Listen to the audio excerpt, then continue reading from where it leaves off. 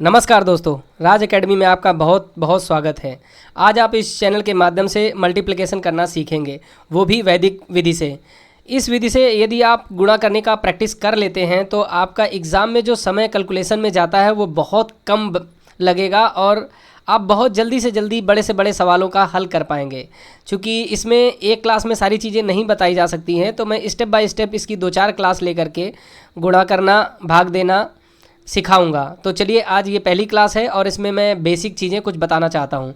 जैसा कि गुणनखंड जो विधि है, इसमें जो गुणा करने की, इसमें इसका बेस कुछ माना जाता है। तो यहाँ पर जैसे बेस मानने का तरीका है, पहला जो सबसे पहले कि यहाँ पर बेस होगा 10 और उसके बाद 100, 1000 और 10,000। इसी हिसाब से और आप मानते चले जा सकते हैं। तो ऐसी कोई संख्या अगर दी हो जो 10 के करीब हो या 100 के करीब हो, 1000 के करीब हो, 10,000 के करीब हो और दोनों संख्याओं में यदि उनका जो नंबर है वो बराबर हो तो उनको 3 तरीके से गुणा किया जा सकता है। और उनमें से जैसे कि मैं आपको बेसिक में सबसे पहले 10 के पास करके बताता हूँ। तो पहला जो केस है उसमें मान लेते हैं कि आपका 8 गुणा 9 करना है आपको। तो इसको आपको कैसे करेंगे? तो यहाँ पर आप पहले 8 लिख लेंगे और यहाँ 9 लिख लेंगे। चूँकि ये 10 के पास में है तो इसमें 10 से कम कितना है ये देखना है। तो 10 से कितना कम है? 2। तो यहाँ पर क्या करेंगे? 2 घटा देंगे। ये कितना कम है? 1 कम है। ठीक है। इसके बाद में क्या होता है, यहाँ पर ये दो चीज़ों में बढ़ जाता है। ये हो जाता है बायाँ, ये हो जाता है दायाँ और ये हो जाता है बायाँ। ठीक। दाईं तरफ में क्या होता है, ये एक चीज़ याद रखना है। अगर बेस 10 है तो हम 1 बार लिखेंगे, बेस 100 है तो 2 बार लिखेंगे, बेस 1000 है तो 3 बार लिखेंगे, अगर 10,000 है तो 4 बार लिखेंगे। इसी तरह से करते चले जाएंगे। तो यहाँ से आप एक चीज़ भी देख सकते हैं कि जितने जीरो होंगे उतना ही हम बायां तरफ लिखेंगे नंबर, बाकी सब दाएं तरफ लिख देंगे। यहाँ पर जब आप इनको क्या करना होता है, पहला स्टेप होता है कि इन दोनों का गुणा होता है, इन दोनों का गुणा किया जाता है और उसको हम यहाँ पर लिखते हैं। तो 2 का गुणा 1 से करेंगे तो 2 एकम 2 हो गया। दूसरी चीज़ क्या होती है कि इनका आपस में इस तरह से क्रॉस में अगर घटाव का चिन्ह यहाँ पर ऋण लगा है तो घटाते हैं और अगर धन का चिन्ह लगा है तो जोड़ते हैं। अगर ऋण धन लगा है तो ऋण होता है। जैसे कि प्लस माइनस का मल्टीप्लिकेशन माइनस होता है तो माइनस में लेते हैं। यहाँ पर चाहे आप इसको इसके साथ लीजिए या साथ इसके साथ इसको क्रॉस में लीजिए, दोनों का जो उत्तर है वो सेम आएगा। तो यहाँ देखेंगे 3 चीज़ें हैं, 1 2 3। 3 वाले को हम यहाँ लिखते हैं और यहाँ पर 1 और 2 कोई भी 2 में से एक लिख सकते हैं। अब यहाँ 3 वाले को जब आपने 3 स्टेप को यहाँ लिखा तो 3 स्टेप में यहाँ 2 आया और इसको 8 से 1 गया तो 7 आ गया। ठीक है। चाहे 9 में से 2 गया तो 7 आ गया। तो इस तरह से आपने देखा इसका आंसर कितना, 72 आ गया। अब यहीं पर आपको केस नंबर 2 दे रखा होता है। इसमें क्या दिया होता कि 13 गुणा 17 है। ठीक। तो अब आपको क्या करना है, ये बेस तो 10 ही है, अब ये 10 में क्या है, बेस में आगे है। तो फिर क्या लिखेंगे, यहाँ 13 लिखेंगे और यहाँ 17 लिखेंगे। ये कितना ज़्यादा है 10 से, तो देखेंगे 3 ज़्यादा है और ये कितना ज़्यादा है तो 7 ज़्यादा है। इसके बाद फिर क्या करेंगे, देखेंगे तो बायां, तो बायां में कितना हुआ, 7 त्रिका 21। चूँकि यहाँ 10 बेस है तो एक ही लिखना है, तो 2 यहाँ पर क्या हो जाएगा, 2 ये हासिल का हो जाएगा और यहाँ पर जा कर के प्लस हो जाएगा। ठीक। इसके बाद इधर का काम तो आपने कंप्लीट कर लिया गुणा करके। अब इसमें क्या करना होगा कि क्रॉस में जोड़ना होगा। जैसा कि यहाँ पे क्रॉस में घटाव का चिन्ह था तो आप घटा दिए, यहाँ पर धन का चिन्ह है तो जोड़ना है। तो 13 7 20 कर लीजिए, चाहे 17 3 20 कर लीजिए, दोनों का 20 ही आएगा। तो 20 ये हो गया प्लस 2 यहाँ हासिल का है तो 2 ये हो गया। तो कितना हो गया, 22 और 1 वहाँ पर है। तो इस तरह से इसका उत्तर कितना हो गया, 221।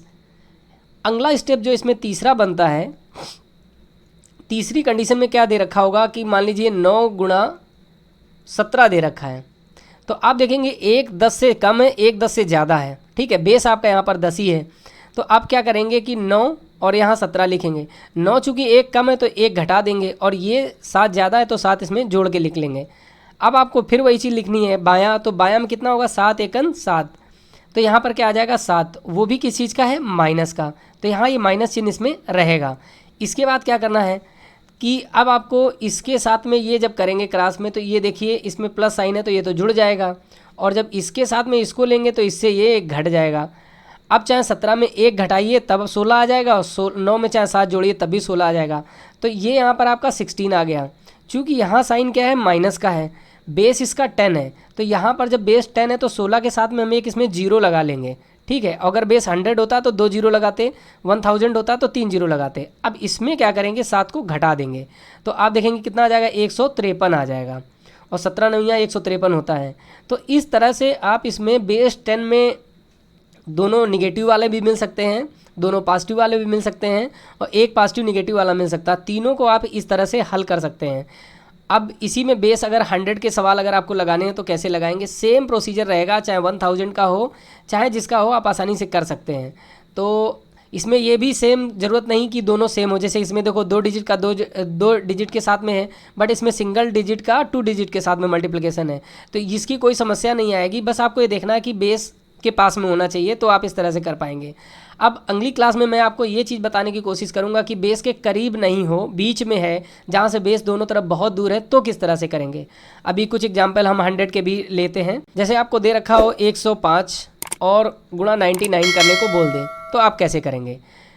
तो यहाँ पर क्या करना होगा, आप 105 लिखेंगे और यहाँ 99 लिखेंगे। तो ये देखेंगे 100 से कितना ज़्यादा है 5, और ये 100 से कितना कम है 1। तो आप देखेंगे तो कितना आ जाएगा, माइनस का 5 आ जाएगा बाईं साइड में। और यहाँ जैसा कि आपको पता है कि ये क्रॉस में होता है, तो यहाँ पर क्रॉस में या तो 105 में 1 घटाइए या 99 में 5 जोड़िए, तो कितना हो गया 104 हो गया। अब मैंने बताया था कि जब प्लस माइनस का होता है तो इसको इस तरह से लिख लिया जाता है। और फिर बेस की तरफ देखते हैं, यहाँ बेस कितना है, यहाँ बेस आपका 100 है। जब बेस यहाँ पर 100 दे रखा है तो मैंने बताया था जब 100 बेस होता है तो इसमें 2 जीरो बढ़ा देते हैं।